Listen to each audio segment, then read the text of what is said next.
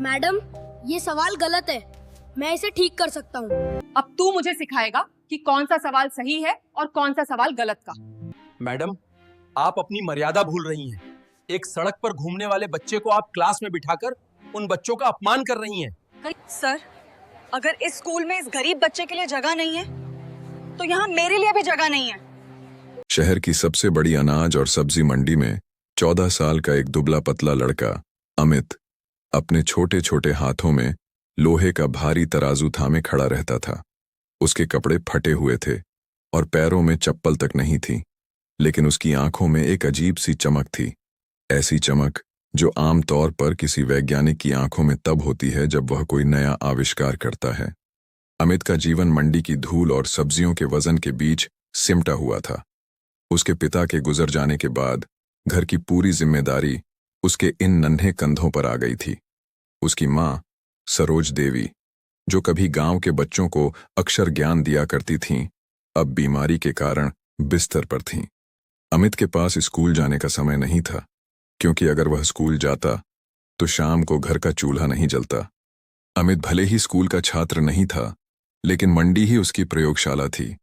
जहां बड़े बड़े व्यापारी हिसाब करने के लिए कैलकुलेटर का इस्तेमाल करते थे, वहीं अमित का दिमाग बिजली की रफ्तार से चलता था। जब कोई काका उससे पूछते कि 7.5 किलो टमाटर और 4.25 किलो प्याज का कुल दाम क्या हुआ, तो अमित बिना पलक झपकाए सटीक जवाब दे देता। उसके लिए अंक केवल संख्याएं नहीं थीं, वे उसके जीवन की जरूरतें थीं। मंडी के लोग उसे छोटा गणितज्ञ कहते थे, लेकिन किसी ने कभी यह नहीं सोचा था कि यह बच्चा एक दिन पूरे शिक्षा तंत्र की नींव हिला देगा। मंडी से कुछ ही दूरी पर शहर का एक प्रतिष्ठित सरकारी स्कूल था, जिसकी ऊंची दीवारें अमित को हमेशा आकर्षित करती थीं। वह हर सुबह अपना तराजू किनारे रखकर उस स्कूल की दीवार से पीठ सटाकर बैठ जाता था और स्कूल की घंटी की आवाज का इंतजार करता था। उसके लिए वह घंटी मंदिर की आरती जैसी पवित्र थी। एक सुबह जब स्कूल की घंटी बजी और सफेद यूनिफॉर्म पहने बच्चे अपने भारी बैग लेकर अंदर जाने लगे, अमित की नजरें खिड़की के पार एक क्लासरूम में टिक गईं। वह कक्षा 8वीं का विज्ञान का पीरियड था। क्लास की प्रभारी अनन्या मैडम थीं, जो अपने सख्त स्वभाव और गहरी जानकारी के लिए पूरे शहर में मशहूर थीं। अनन्या मैडम ब्लैक बोर्ड पर गति और समय का पाठ पढ़ा रही थीं। उन्होंने बोर्ड पर एक जटिल प्रश्न लिखा, जो दरअसल एक नामी प्रकाशन की पाठ्य पुस्तक से लिया गया था। वह प्रश्न पिछले 10 सालों से उसी किताब में छपा आ रहा था और हजारों बच्चों ने उसे रटकर परीक्षा पास की थी। किसी ने कभी उस सवाल की सत्यता पर संदेह नहीं किया था, क्योंकि समाज में यह माना जाता है कि जो किताब में लिखा है वह अंतिम सत्य है। खिड़की के बाहर खड़े अमित ने जब उस सवाल को देखा तो उसके माथे पर बल पड़ गए। उसका दिमाग, जो रोजाना मंडी के जटिल लेन देन और वजन के अनुपातों को सुलझाता था, उस सवाल के पीछे छिपे तर्क को पकड़ने लगा। उसे महसूस हुआ कि बोर्ड पर जो लिखा है वह विज्ञान के बुनियादी सिद्धांतों के खिलाफ है। अमित के भीतर एक द्वंद्व शुरू हुआ। एक तरफ उसका डर था कि वह एक मामूली तराजू वाला है, और दूसरी तरफ उसकी माँ की दी हुई वह सीख थी कि पढ़ाई सिर्फ किताबों से नहीं बल्कि समझ से होती है। जब अनन्या मैडम ने कक्षा के सभी छात्रों से उस सवाल का जवाब पूछा तो पूरी क्लास में सन्नाटा छा गया। उस सन्नाटे को अमित की दबी हुई आवाज ने तोड़ा। मैडम, यह सवाल ही गलत है। इस एक वाक्य ने जैसे समय को रोक दिया। क्लास के बच्चे मुड़कर खिड़की की तरफ देखने लगे, जहां एक धूल से सना बच्चा खड़ा था। चपरासी ने उसे डांट कर भगाने की कोशिश की, उसे मंडी वाला कहकर अपमानित किया, लेकिन अमित के कदम आज पीछे हटने के लिए नहीं बने थे। वह जानता था कि साहस का मतलब डर का न होना नहीं, बल्कि डर के बावजूद सही बात के लिए आगे बढ़ना है। जब अनन्या मैडम ने उसे चुनौती भरे लहजे में अंदर बुलाया और हाथ में चौक थमाकर बोर्ड पर सही करने को कहा, तो अमित के पैर कांप रहे थे। लेकिन जैसे ही उसने चौक पकड़ी, उसके हाथ में वही स्थिरता आ गई जो तराजू पकड़ते समय होती थी। उसने वह सब कुछ मिटा दिया जो मैडम ने लिखा था, और एक ऐसा तर्क प्रस्तुत किया जिसने किताब की उस 10 साल पुरानी गलती को सबके सामने नंगा कर दिया। अनन्या मैडम, जिन्होंने सालों से भौतिक विज्ञान के सिद्धांतों को पत्थर की लकीर मानकर पढ़ाया था, अपनी कुर्सी के किनारे पर आकर बैठ गईं।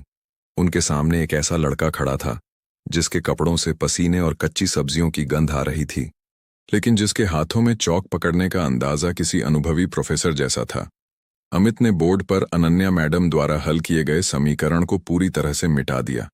यह केवल ब्लैकबोर्ड की सफाई नहीं थी, बल्कि उस अहंकार की सफाई थी जो यह मानता था कि ज्ञान केवल महंगी फीस और चार दीवारी के भीतर ही मिल सकता है। अमित ने बोर्ड के एक कोने में अपनी मां की सिखाई हुई विधि से दूरी, समय और औसत गति के बीच का संबंध स्थापित करना शुरू किया। अमित के दिमाग में मंडी के वे दृश्य घूम रहे थे जहां ट्रक के आने का समय और उसकी दूरी का हिसाब वह जुबानी लगाया करता था। उसने बोर्ड पर लिखते हुए समझाया, मैडम, किताब में दिया गया सूत्र सीधा है, लेकिन यहां जो स्थिति दी गई है उसमें वस्तु एक समान गति से नहीं चल रही है। अगर हम इसे सीधे सूत्र से जोड़ेंगे तो उत्तर कभी सही नहीं आएगा। यहां हमें रिलेटिव वेलोसिटी का ध्यान रखना होगा, जिसे किताब ने पूरी तरह नजरअंदाज कर दिया है। जैसे जैसे वह लिखता गया, क्लास के सबसे मेधावी छात्र, जो खुद को गणित का जादूगर समझते थे, अपनी गर्दनें आगे की ओर झुकाकर उसे गौर से देखने लगे। उन्हें समझ नहीं आ रहा था कि जो चीज उन्हें घंटों पढ़ने के बाद समझ नहीं आई, उसे यह बच्चा इतनी सहजता से कैसे समझा रहा है।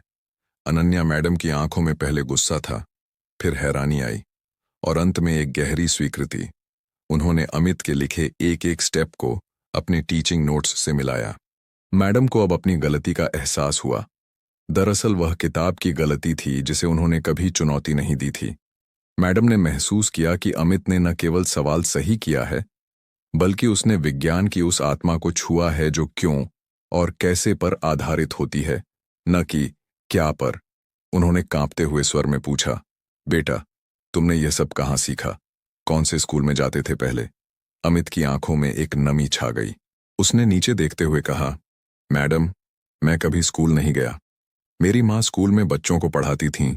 जब वह बीमार होकर बिस्तर पर गिर गईं, तो उन्होंने मुझे सिखाया कि दुनिया का हर काम गणित और विज्ञान पर टिका है, बस उसे महसूस करना आना चाहिए। क्लासरूम में मौजूद बच्चों के लिए यह एक बहुत बड़ा सबक था।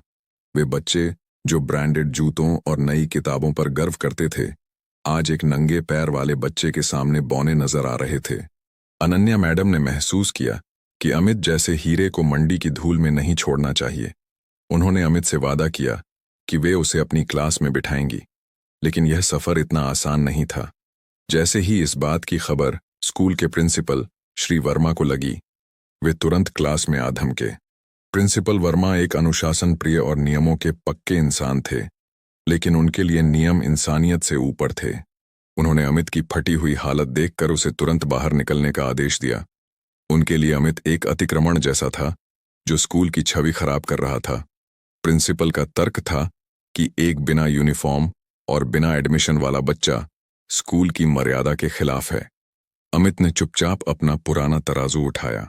वह अपमान का आदी था, लेकिन आज उसे दुख इस बात का था कि उसे ज्ञान के मंदिर से बाहर निकाला जा रहा था। जब वह गेट की ओर बढ़ रहा था, तब उसने एक बार फिर उस ब्लैक बोर्ड की तरफ देखा। उसे लगा कि वह चौक के निशान उसे वापस बुला रहे हैं। तभी अनन्या मैडम ने अपनी नौकरी और साख दांव पर लगाकर प्रिंसिपल के सामने एक ऐसी बात कही जिसने स्कूल के बाहर खड़ी भीड़ और पूरे सिस्टम को सोचने पर मजबूर कर दिया। उन्होंने कहा, सर, अगर यह बच्चा बाहर जाएगा तो आज इस स्कूल की गरिमा नहीं, बल्कि विज्ञान की हार होगी। अब एक तरफ प्रिंसिपल वर्मा थे, जिनके लिए स्कूल की प्रतिष्ठा का मतलब केवल चमकदार इमारत और अमीर घरों के बच्चे थे। दूसरी तरफ अनन्या मैडम थीं, जिन्होंने आज पहली बार महसूस किया था कि एक शिक्षक का असली धर्म केवल सिलेबस खत्म करना नहीं, बल्कि छिपी हुई प्रतिभा को संरक्षण देना है। प्रिंसिपल की आवाज गलियारे में गूंज रही थी, मैडम, आप अपनी मर्यादा भूल रही हैं। एक सड़क पर घूमने वाले बच्चे को आप क्लास में बिठाकर उन बच्चों का अपमान कर रही हैं जो यहाँ भारी भरकम फीस देते हैं। ये स्कूल है, कोई खैराती संस्था नहीं। अमित, जो गेट के पास खड़ा था, उसने अपनी मुट्ठियां कस लीं। उसे अपनी गरीबी पर इतना दुख कभी नहीं हुआ था जितना आज अपनी काबिलियत पर हो रहा था। उसे लग रहा था कि उसने किताब की गलती पकड़कर शायद कोई अपराध कर दिया है। अनन्या मैडम ने अपनी चश्मे को ठीक किया और बहुत ही शांत लेकिन दृढ़ स्वर में कहा, सर, अपमान इस बच्चे का नहीं हो रहा, अपमान उस शिक्षा का हो रहा है जो हमें यह सिखाती है कि ज्ञान कपड़ों और पैसों का मोहताज है। अगर इस बच्चे के पास स्कूल की फीस देने के पैसे नहीं हैं, तो इसका मतलब यह नहीं कि इसके पास सीखने का हक नहीं है। और जहां तक नियमों की बात है, तो नियम समाज को बेहतर बनाने के लिए होते हैं, उसे अपाहिज बनाने के लिए नहीं। इसी दौरान स्कूल के बाहर सड़क पर खड़े अभिभावकों और मंडी के मजदूरों की भीड़ जमा होने लगी थी। यह खबर आग की तरह फैल चुकी थी कि मंडी के एक तराजू वाले बच्चे ने स्कूल की 10 साल पुरानी गलती पकड़ ली है। लोगों में फुसफुसाहट शुरू हो गई। कुछ लोग प्रिंसिपल के पक्ष में थे कि बाहर के बच्चे को अंदर क्यों आने दें, लेकिन ज्यादातर लोग अमित की प्रतिभा के कायल हो चुके थे। भीड़ के बीच से एक बुजुर्ग व्यक्ति आगे आए, जो अक्सर अमित से अपनी सब्जियां तुलवाते थे।